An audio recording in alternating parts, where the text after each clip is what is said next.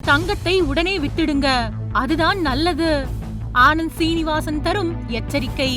கடந்த சில காலமாகவே தங்கம் விலை உச்சத்திற்கு போய்விட்ட நிலையில் மக்கள் தங்கம் வாங்குவதில் சிரமம் தொடர்ந்து இருந்தது. இதனால் நமது நாட்டில் தங்கத்தை சிறுக சிறுக வாங்க பல்வேறு வழிகள் வந்தது. அதில் ஒன்றுதான் கோல்டு பீஸ் அல்லது கோல்டு ETF. இதில் நாம் பங்குச்சந்தையில் டிஜிட்டல் முறையில் தங்கத்தை முதலீடு செய்வோம்.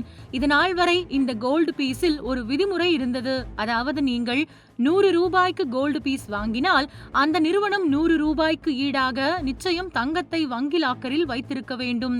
ஆனால் ஏப்ரல் 1ஆம் தேதி முதல் இந்த விதியில் ஒரு பெரிய மாற்றம் வந்துள்ளதாக பொருளாதார வல்லுநர் ஆனந்த் சீனிவாசன் கூறியிருக்கிறார்.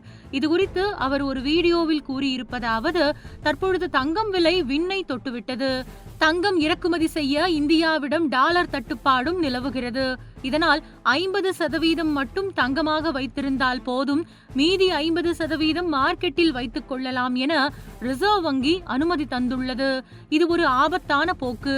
தங்கம் இல்லாமல் தங்கம் இருப்பதாக கணக்கு காட்டும் இந்த முறை ஒரு வகையில் மங்காத்தா சீட்டாட்டம் போன்றது என்று ஆனந்த் சீனிவாசன் எச்சரித்துள்ளார்.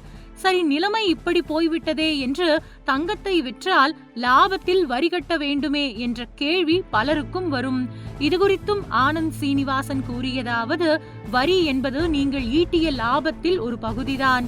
ஆனால் ஒரு நிறுவனம் உங்கள் பணத்தை வைத்து சரியாக ஹெட்ஜ் செய்யாமல் நஷ்டம் அடைந்தால் உங்கள் முதலீடே காலியாகிவிடும்.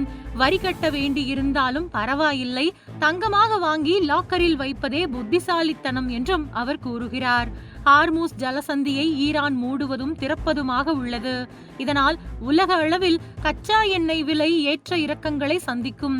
இதனால் தங்கத்தின் விலையிலும் ஒரு நிச்சயமற்ற தன்மை நிலவும். இதன் காரணமாகவே ஒரு நாள் 100 ரூபாய் விலை ஏறும், அடுத்த நாள் 100 ரூபாய் விலை இறங்கும். இப்படி தங்கத்தின் விலையில் மாறி மாறி நடக்கிறது. டிஜிட்டல் மயமாகிவிட்ட இந்த காலத்தில் இத்தனை காலம் பாதுகாப்பானது என இருந்த கோல்டு பீஸில் உள்ள தற்போதைய ஆபத்தை ஆனந்த் சீனிவாசன் விளக்கியுள்ளார்.